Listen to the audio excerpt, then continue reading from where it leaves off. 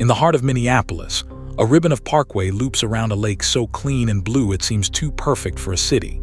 Sailboats lean in the wind, a band plays somewhere across the water, and a green corridor of paths carries a steady tide of walkers, riders, and runners around the shore. It looks effortless, almost accidental. It is anything but. This lake was scooped out by ice, farmed by a Dakota village, named for a soldier's wife, and turned into a beloved public place on purpose. Welcome to Lake Harriet.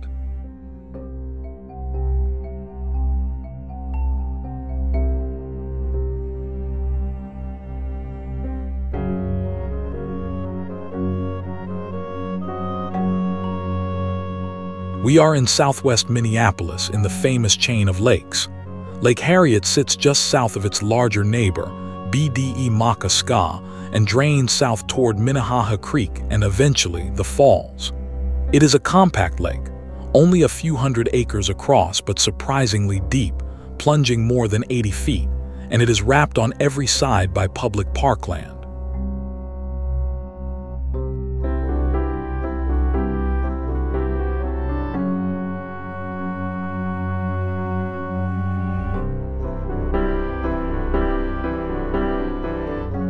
That depth is a clue to the lake's origin. Like its neighbors in the chain, Lake Harriet is a kettle, a bowl gouged into the land by the last glacier. As the ice sheet melted back, great blocks broke off and were buried in sand and gravel. When they finally melted, the ground collapsed into deep, water-filled hollows. Lake Harriet fills one of the deepest of them, cold and clear at the bottom of a vanished slab of ice.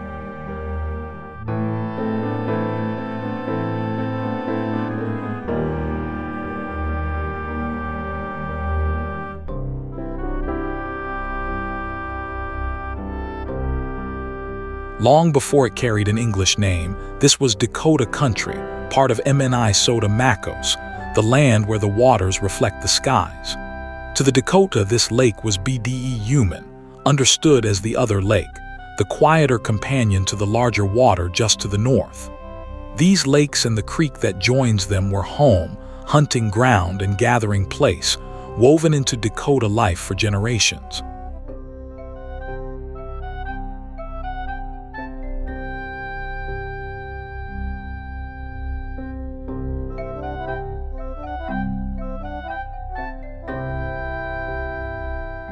In the 1830s, a Dakota leader named Mahpiya Wicasta, Cloud Man, founded a farming village nearby on the shore of the larger lake. It was called Heyate Otunwe, the village to the side, an experiment in raising corn and crops alongside the older ways of hunting and gathering. For a decade, it thrived here in this lake country, one of the first attempts to blend two very different ways of living on this land.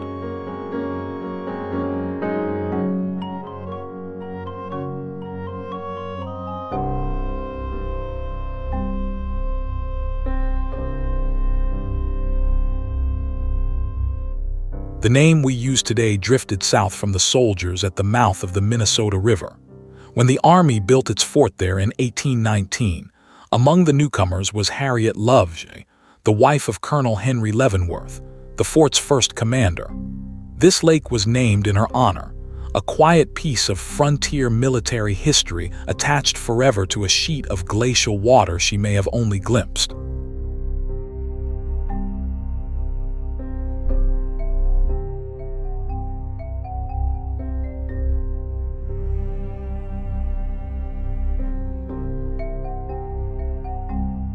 For decades after Minneapolis was founded, Lake Harriet lay out in the countryside, a day's outing beyond the mills and streets. Farms and woodlots ringed the water, and the growing city eyed these lakes with a mix of appetite and affection. The great question of the age was simple. Would this shoreline be carved into private lots or kept open for everyone?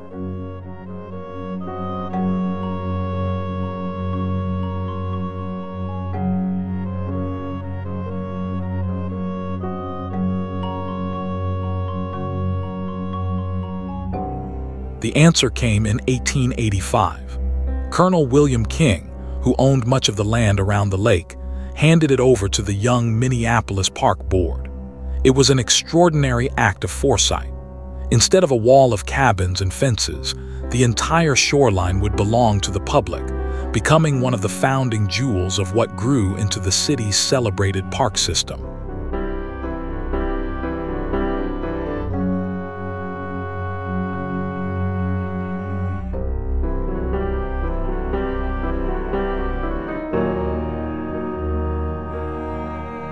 Then the city came out to meet the lake. The streetcar magnate Thomas Lowry ran his electric trolley lines all the way to Lake Harriet, and suddenly the country lake was a quick nickel ride from downtown. Crowds poured out on summer evenings, and to this day, a preserved stretch of the historic Como-Harriet line still carries riders in an antique streetcar along the old route by the water.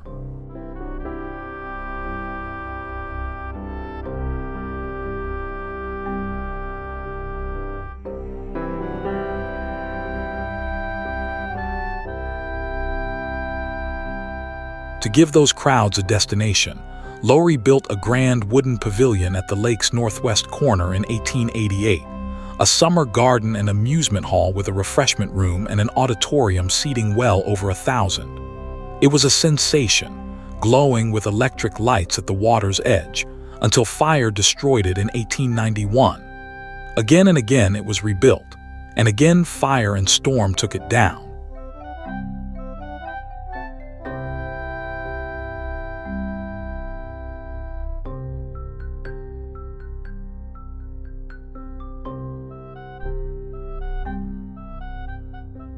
Out of that cycle of building and burning grew one of the city's most cherished traditions, free music at the lake.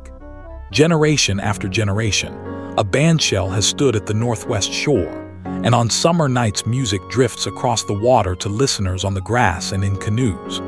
The graceful bandshell there now is only the latest in a long line, but the ritual it serves is more than a century old.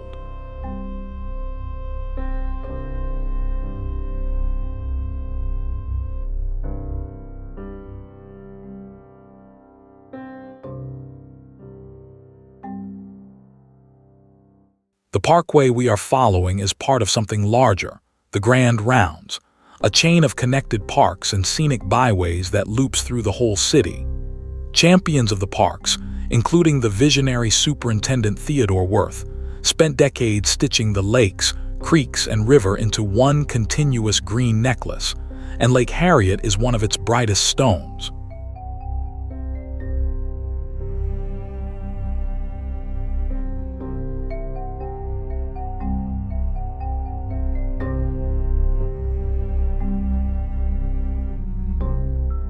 Just off the lake's northeast shore lies another treasure, the Lyndale Park Rose Garden, planted in 1907 and one of the oldest public rose gardens in the country.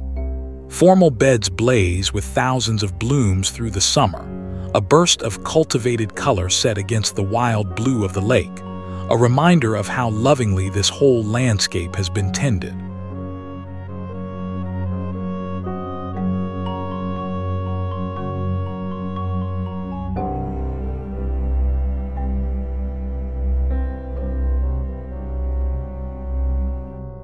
For all its history, the lake is anything but a museum. Sailboats crisscross the water on breezy afternoons, anglers work the deep, cold shallows, and eagles and herons hunt along the reedy edges. Loons still call here on quiet mornings, and the same waters that sheltered a Dakota village now hold up a city at play, exactly as generations chose that they should.